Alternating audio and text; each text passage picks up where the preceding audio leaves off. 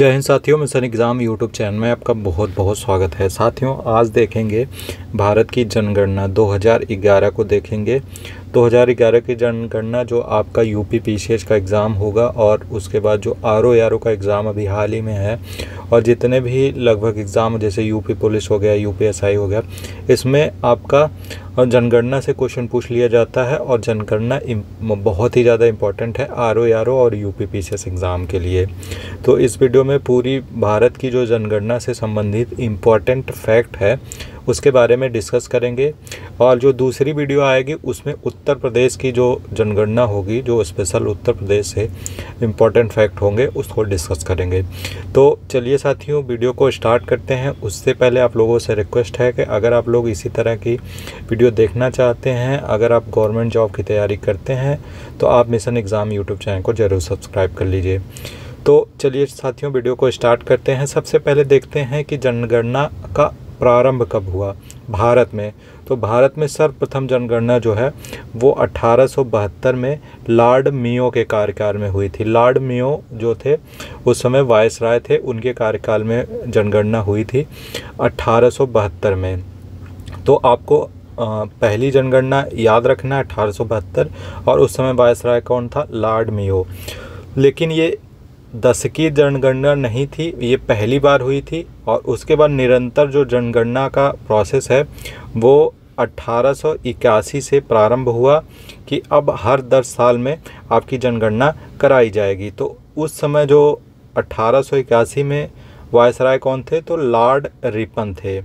तो पहली जनगणना सर्वप्रथम कब कराई गई? 1872 में। और नियमित जनगणना की शुरुआत जो है वो 1881 में लॉर्ड मेयो के कार्यकाल में हुई। तो ये वायसराय भी इम्पोर्टेंट है और जो आपके जो ईयर है ये भी इम्पोर्टेंट है, आप इसको याद रखिए। उसके बाद विश्व में सबसे पहली आधुनिक विश्व में सबसे पहली जनगणना कहाँ हुई थी? तो ये आधुनिक विश्व में सबसे पहली जो जनगणना थी वो स्वीडन में हुई थी 1749 में। अगर विश्व में पूछा जाए सबसे पहली जनगणना कब हुई थी तो 1749 में स्वीडन में। उसके बाद 10 की जनगणना की शुरुआत करने वाला पहला देश कौन था? तो 10 की जनगणना की हर 10 वर्ष में जनगणना का आयोजन कराया जाएगा, तो उसकी शुरुआत हुई थी अमेरिका से। 1790 से अमेरिका में 10 की जनगणना कराई जा रही है और भारत में 1881 से। और आगे देखते हैं, भारत में जनगणना संगठन ही जनगणना संबंधित कार्यों का आंकड़ों को प्रस्तुत करता है। तो जनगणना कराने के बाद जो आंकड़ों को प्रस्तुत करता है तो जनगणना संगठन ही कराता है और प्रस्तुत करता है। और स्वतंत्र भारत की पहली जनगणना जो है 1951 में हुई थी और उस समय जनगणना आयुक्त जो थे वो R.A. गोपाल स्वामी थे। ये फैक्ट है, इसको याद रखिए। जनगणना संगठन केंद्रीय गृह मंत्रालय के अधीन आता है। जो जनगणना संगठन है, जनगणना कराने कार्य करता है, वो केंद्रीय गृह मंत्रालय के अधीन आता है। ये भी क्वेश्चन कभी कभी पूछ लिया जाता है। अब बात करते हैं, चलिए 2011 की जनगणना। तो जो 2011 की जो जनगणना थी उसका शुभंकर क्या था, लोगो क्या था उसका? तो उसका लोगो था, शुभंकर जो है प्रगणक शिक्षिका थी। और आदर्श वाक्य क्या था 2011 की जनगणना का? तो उसका आदर्श वाक्य था, हमारी जनगणना हमारा भविष्य। तो इसको आदर्श वाक्य भी आप लोग याद रखिए। उसके बाद देखते हैं 2011 की जनगणना के समय जनगणना आयुक्त कौन थे? तो उस समय जनगणना आयुक्त जो थे डॉक्टर C. चंद्रमौली थे। ये भी आपको याद रखना है। और 2011 की जो जनगणना थी उसकी अनुमानित लागत क्या लगी थी? तो उसकी अनुमानित लागत थी 2200 करोड़ रुपए। और 2001 से 2011 के बीच भारत की जनगणना की 10 की वृद्धि क्या थी? तो 17.7% 10 की वृद्धि रही। 1 से 11 के बीच में जो जनसंख्या वृद्धि थी वो 17.7% थी। तो इसी को 10 की वृद्धि कहते हैं। ये भी क्वेश्चन पूछ लिया जाता है। अब आगे देखते हैं, राष्ट्रीय जनसंख्या नीति 2000 के अनुसार जनसंख्या की स्थिरता प्राप्त करने का जो लक्ष्य है 2045 से बढ़ाकर 2070 कर दिया गया। जो राष्ट्रीय जनगणना नीति थी 2000 की, तो इसके तहत जो जनगणना की स्थिरता थी वो उसका लक्ष्य जो है उसके पहले 2045 रखा गया था, तो उसको बढ़ाकर 2070 कर दिया गया। इसको आप लोगों को याद रखना है। और एक फैक्ट और है कि 1911 से 1921 ईस्वी के दौरान जनसंख्या की दशकीय वृद्धि ऋणात्मक रही है, यानी कि हमेशा जो है जनसंख्या बढ़ती रही है, लेकिन 1911 से 1921 के बीच में जो जनगणना कराई गई थी उसमें जो जनसंख्या वृद्धि दर थी वो ऋणात्मक थी। इसी कारण से 1921 को महान विभाजक वर्ष भी कहा जाता है। महान विभाजक वर्ष 1921 को कहा जाता है, इसको याद रखिए। अब जनगणना की बात कर रहे हैं तो देखते हैं भारत की कुल जनगणना कितनी थी, जनसंख्या कितनी थी 2011 में। तो 1,21,51,977 उस समय की 2011 में जनसंख्या थी। तो ये जो फिगर है इसको आप लोग दिमाग में बैठा लीजिए, ये भी कभी कभी पूछ लिया जाता है। और इसको मोटा मोटा 121 करोड़ लेते हैं, जो विश्व की जनसंख्या का 17.7% है। तो 2011 की जो जनसंख्या थी वो विश्व की जनसंख्या का 17.5% थी। ये बहुत ही ज़्यादा इम्पॉर्टेंट है, ये बार बार परीक्षा में देखने को मिलता है इस तरह का क्वेश्चन। और देखते हैं 2011 की जनगणना के अनुसार पुरुषों तथा महिलाओं की कितनी संख्या थी। तो पुरुष जो थे, जो जनसंख्या है 2011 के अनुसार भारत की, उसमें पुरुष जो है 51.47% थे और महिला 48.49% थी। और शहरी जनसंख्या जो थी 31.2% थी और ग्रामीण जनसंख्या 68.8% थी। ग्रामीण वाला बार बार क्वेश्चन देखने को मिलता है, इसको भी आप लोग याद रखिए। जो ग्रामीण जनसंख्या थी 68.8% थी और शहरी 31.2। तो 100 में से घटा के इसको निकाल सकते हैं अगर एक फिगर आप लोगों को याद रहेगा तो कोई भी। पुरुषों की जनसंख्या 51.47% और महिलाओं की 48.53% थी। अब उसके बाद देखते हैं 2011 की जनगणना के अनुसार सर्वाधिक जनसंख्या वाला राज्य कौन सा है। तो भारत की सर्वाधिक जनसंख्या वाला राज्य 2011 की जनसंख्या के अनुसार उत्तर प्रदेश है। ये भी आप लोग याद रखिए। उत्तर प्रदेश की जनसंख्या कितनी है, 20 करोड़। और न्यूनतम जनसंख्या वाला राज्य सिक्किम है, जनसंख्या के हिसाब से सिक्किम है। और सर्वाधिक जनसंख्या वाला केंद्र शासित प्रदेश जो है वो आपका दिल्ली है। इसको आप दिमाग लगा के याद रख सकते हैं। केंद्र शासित प्रदेशों में सबसे ज़्यादा जनसंख्या जो है आपकी दिल्ली में है। न्यूनतम जनसंख्या जो है वो लक्षद्वीप में है। तो आगे देखते हैं 2011 की जनगणना के अनुसार 10 की जनसंख्या वृद्धि दर के बारे में देखते हैं। तो सर्वाधिक 10 की जनसंख्या वृद्धि वाला राज्य जो है वो मेघालय है। मेघालय में जो 10 की जनसंख्या वृद्धि दर रही है वो 27.95% रही है। इसको भी आप लोग याद रखिए। सर्वाधिक जनसंख्या वृद्धि दर वो मेघालय में है और उसके बाद जो है वो अरुणाचल प्रदेश में है। अरुणाचल प्रदेश में 26% है। और सर्वाधिक 10 की जनसंख्या वृद्धि वाला राज्य, उसके बाद देखते हैं न्यूनतम देखते हैं। सर्वाधिक जनसंख्या वृद्धि दर वाला राज्य मेघालय हो गया और उसके बाद अरुणाचल प्रदेश हो गया। दो राज्यों के बारे में डिस्कस करेंगे। और न्यूनतम 10 की जनसंख्या वाला राज्य जो है वो आपका नागालैंड है, जिसमें 0.6% जो है वो जनसंख्या बढ़ी है। और उसके बाद जो है दूसरे नंबर पे केरल है, जिसमें 4.9% जनसंख्या बढ़ी है 2011 की जनगणना के अनुसार। और सर्वाधिक 10 की जनसंख्या वाला केंद्र शासित प्रदेश, तो राज्य देख लिए। केंद्र शासित प्रदेश में दादर और नगर हवेली है, जिसमें 55.9% जनसंख्या बढ़ी है। उसके बाद न्यूनतम जनसंख्या दशकीय वृद्धि वाला राज्य तो लक्षद्वीप है। 10 साल में लक्षद्वीप में 1 से और 11 के बीच में 10 साल में लक्षद्वीप में 6.3% जनसंख्या बढ़ी है। अब उसके बाद देखते हैं 2011 की जनगणना के अनुसार जनसंख्या घनत्व देखते हैं। तो जनसंख्या घनत्व किसे कहते हैं, सबसे पहले उसको समझ लेते हैं। जनसंख्या घनत्व से तात्पर्य है प्रति वर्ग किलोमीटर में निर्वासित औसत जनसंख्या से जनसंख्या घनत्व, जिसको जनसंख्या घनत्व कहते हैं। अब देखते हैं 2011 की जनगणना के अनुसार भारत का जनसंख्या घनत्व क्या रहा। तो ये फिगर आप लोग याद रखिए। तो जनसंख्या घनत्व जो है वो आपका 382 व्यक्ति प्रति वर्ग किलोमीटर है। जनसंख्या घनत्व 382 व्यक्ति प्रति वर्ग किलोमीटर। अब आगे देखते हैं सर्वाधिक जनसंख्या घनत्व वाला राज्य कौन सा है। तो सर्वाधिक जनसंख्या घनत्व वाला राज्य है बिहार। बिहार में 1106 व्यक्ति प्रति वर्ग किलोमीटर निवास करते हैं। औसत 1106 प्रति वर्ग किलोमीटर निवास करते हैं। उसके बाद दूसरे नंबर पे आपका पश्चिम बंगाल है, जिसमें 1028 व्यक्ति प्रति वर्ग किलोमीटर निवास करते हैं। अब उसके बाद देखते हैं न्यूनतम जनसंख्या घनत्व वाला राज्य।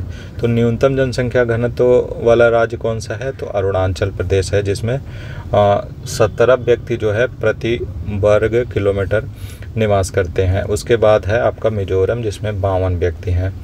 और उसके बाद सर्वाधिक जनसंख्या घनत्व वाला केंद्र शासित प्रदेश लेते हैं, तो ये भी आपका दिल्ली हो जाएगा, 11,320।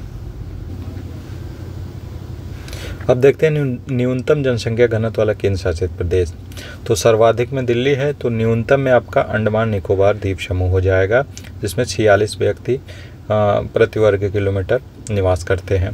अब उसके बाद आपका देखते हैं 2011 की जनगणना के अनुसार आपका लिंगानुपात कितना है।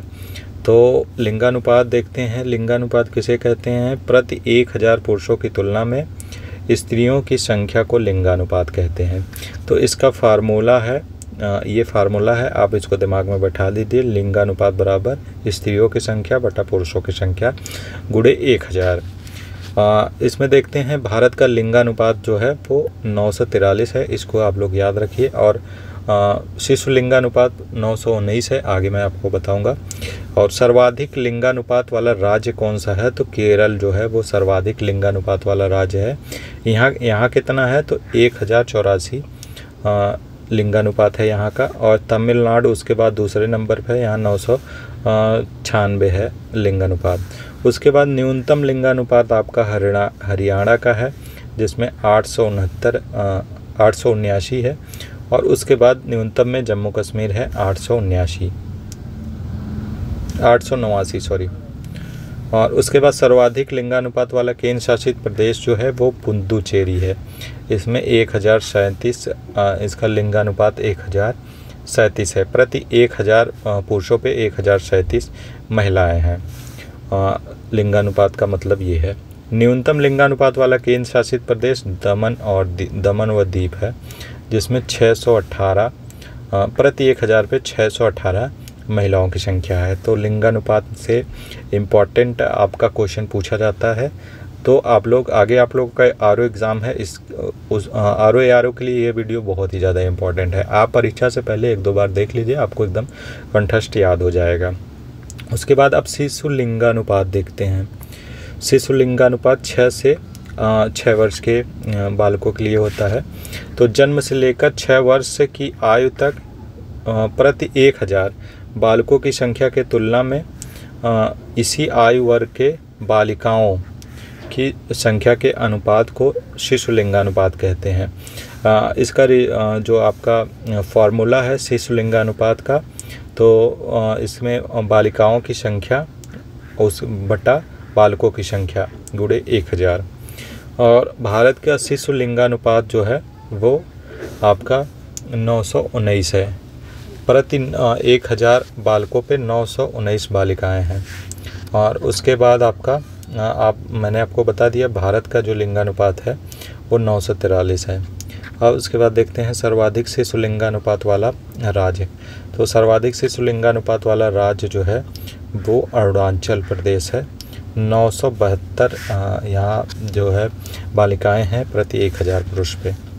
और न्यूनतम शिशु लिंगानुपात वाला राज्य सर्वाधिक में अरुणाचल प्रदेश है, न्यूनतम में हरियाणा है। हरियाणा दोनों में है, ऑल ओवर में न्यूनतम लिंगानुपात है और शिशु में भी इसका लिंगानुपात न्यूनतम है। उसके बाद सर्वाधिक शिशु लिंगानुपात वाला केंद्र शासित प्रदेश जो है वो अंडमान निकोबार द्वीप समूह है।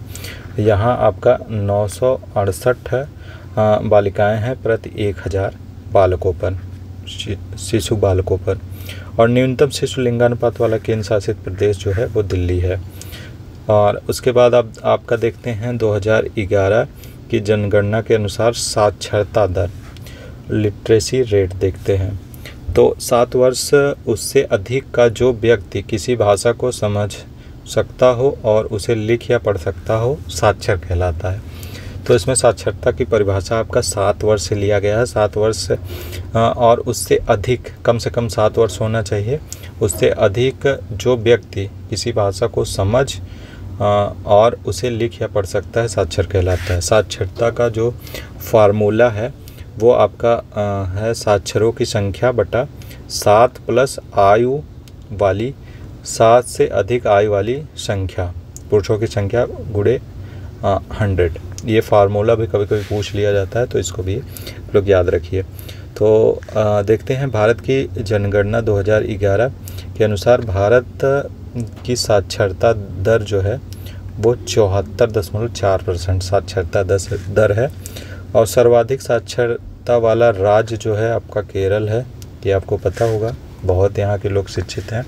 तो परसेंटेज में 94% जो है यहाँ केरल के लोग शिक्षित हैं। और मिजोरम, उसके बाद मिजोरम आता है, 91.3% है। उसके बाद न्यूनतम साक्षरता वाला राज्य जो है वो बिहार है, 61.8%। और उसके बाद दूसरे नंबर पे न्यूनतम साक्षरता में अरुणाचल प्रदेश है, 65.4%। अब उसके बाद देखते हैं सर्वाधिक साक्षरता वाला केंद्र शासित प्रदेश। तो सर्वाधिक साक्षरता वाला केंद्र शासित प्रदेश जो है आपका लक्षद्वीप है। इसमें 91.8% लोग शिक्षित हैं। और न्यूनतम साक्षरता वाला केंद्र शासित प्रदेश जो है वो आपका दादर नगर हवेली है। इसमें 76.2% लोग शिक्षित हैं। अब इसके बाद देखते हैं भारत की जनगणना 2011 के अनुसार ग्रामीण जनसंख्या और शहरी जनसंख्या के बारे में देख लेते हैं। तो सर्वाधिक ग्रामीण जनसंख्या वाला आपका राज्य जो है हिमाचल प्रदेश है। यहाँ 90% ग्रामीण जनसंख्या है, तो इसको आप लोग याद रखिए। और न्यूनतम ग्रामीण जनसंख्या वाला राज्य जो है वो गोवा है, तो इसमें 37.8% है। अब इसके अपोजिट जो हो जाएगा शहरी जनसंख्या। अगर आप जहाँ ग्रामीण जनसंख्या सबसे ज़्यादा है तो वहाँ शहरी जनसंख्या सबसे कम होगी, और जहाँ ग्रामीण जनसंख्या सबसे कम है तो वहाँ शहरी जनसंख्या ज़्यादा होगी। तो इसको आप लोग उल्टा कर सकते हैं, जैसे सर्वाधिक शहरी जनसंख्या वाला राज्य तो गोवा है, अगर यहाँ शहरी जनसंख्या सबसे ज़्यादा है तो यहाँ ग्रामीण जनसंख्या सबसे कम है।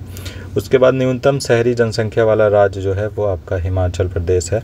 यहाँ 10% जो है लोग शहर में निवास करते हैं, बाकी 90% लोग ग्रामीण हैं।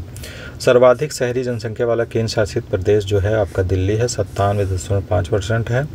और न्यूनतम शहरी जनसंख्या वाला केंद्र शासित प्रदेश जो है वो अंडमान निकोबार द्वीप समूह है, 37.7%।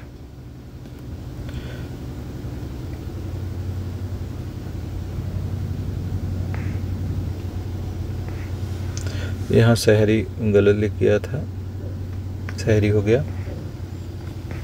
अब उसके बाद आगे देखते हैं भारत की जनगणना 2011 के अनुसार अनुसूचित जाति, शेड्यूल्ड कास्ट के बारे में देखते हैं, कहाँ सर्वाधिक है।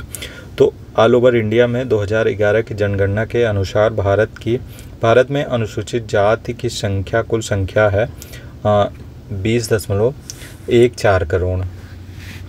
जो पूरे भारत में शेड्यूल कास्ट की जनसंख्या है 20.14 करोड़। उसके बाद 2011 की जनगणना के अनुसार सबसे ज़्यादा अनुसूचित जाति जनसंख्या वाला राज्य जो है वो उत्तर प्रदेश है। सर्वाधिक अनुसूचित जाति वाला जो राज्य है उत्तर प्रदेश है। सबसे ज़्यादा अनुसूचित जाति जनसंख्या प्रतिशत वाला राज्य जो है पंजाब है। अगर प्रतिशत ना पूछा जाए, सर्वाधिक जो जनसंख्या पूछा जाए तो उत्तर प्रदेश है, अगर प्रतिशत पूछा जाए तो वो पंजाब है। अब उसे ऑल ओवर जनसंख्या से निकाला जाता है, जहाँ यहाँ उत्तर प्रदेश में ज़्यादा जनसंख्या है तो जनसंख्या के हिसाब से यहाँ उत्तर प्रदेश में सर्वाधिक है, लेकिन अगर परसेंट के हिसाब से पूछा जाए तो पंजाब में है, क्योंकि उत्तर प्रदेश की जनसंख्या भी ज़्यादा है तो इस वजह से जो शेड्यूल कास्ट की जनसंख्या है वो ज़्यादा है यहाँ पे। अब उसके बाद नागालैंड, अरुणाचल प्रदेश, लक्षद्वीप, अंडमान निकोबार द्वीप समूह में कोई भी अनुसूचित जाति या शेड्यूल कास्ट निवास नहीं करता है। अब उसके बाद शेड्यूल कास्ट के देख लिए तो शेड्यूल ट्राइब का भी देख लेते हैं। अनुसूचित जनजाति वाला के बारे में देख लेते हैं। तो भारत की जनगणना 2011 के अनुसार देश में अनुसूचित जनजाति शेड्यूल ट्राइब की कुल संख्या है 10.43 करोड़। तो आपकी एससी की जनसंख्या 20.14 करोड़, तो यहाँ 10.43 करोड़ जो अनुसूचित जनजाति हैं शेड्यूल ट्राइब की जनसंख्या है। और सबसे ज़्यादा अनुसूचित जनजाति शेड्यूल ट्राइब जनसंख्या वाला राज्य केंद्र शासित प्रदेश में आपका मध्य प्रदेश आ जाएगा। एससी के लिए आपका उत्तर प्रदेश हो जाएगा, उसके बगल में है मध्य प्रदेश, वो एसटी के लिए हो जाएगा। 2011 की जनगणना के अनुसार सबसे ज़्यादा अनुसूचित जनजाति शेड्यूल ट्राइब जनसंख्या वाला राज्य जो है वो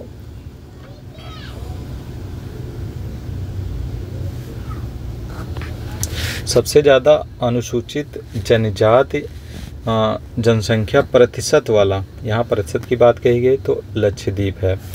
यहाँ 94.8% जो है शेड्यूल ट्राइब निवास करते हैं। पंजाब, हरियाणा, दिल्ली, चंडीगढ़, पुदुचेरी में कोई भी अनुसूचित जनजाति शेड्यूल ट्राइब निवास नहीं करता है। तो 2011 की जनगणना से संबंधित महत्वपूर्ण तथ्य, तो जो अभी आपकी 2021 की जनगणना नहीं हुई है, ये डिले हो गई कोविड-19 की वजह से। तो इसके कुछ फैक्ट है जो अब मैं आपको बताना चाह रहा हूँ। तो 2021 की जो जनगणना है वो 16वीं जनगणना रहेगी, और जो 2011 की है वो 15वीं थी। इसके जो जनगणना आयुक्त हैं 2021 के, तो श्री विवेक जोशी हैं, और आदर्श वाक्य है जन भागीदारी से जन कल्याण। ये पूछ सकता है 2021 की जनगणना भारत में पहली बार डिजिटल जनगणना होगी। तो साथियों, ये थी जनगणना से जितने भी इम्पॉर्टेंट फैक्ट मुझे लगा जो आपके एग्ज़ाम की दृष्टि से इम्पॉर्टेंट है, उससे संबंधित वीडियो में सारी बातें मैं आपसे डिस्कस कर चुका हूँ। और इसके बाद जो वीडियो आएगी वो उत्तर प्रदेश पे रहेगी। तो आप लोगों से रिक्वेस्ट है कि अगर आप लोगों ने मिशन एग्ज़ाम यूट्यूब चैनल को सब्सक्राइब नहीं किया है तो साथियों प्लीज़ सब्सक्राइब कर लीजिए। और आपका वीडियो देखने के लिए बहुत बहुत धन्यवाद। थैंक यू दोस्तों, जय हिंद।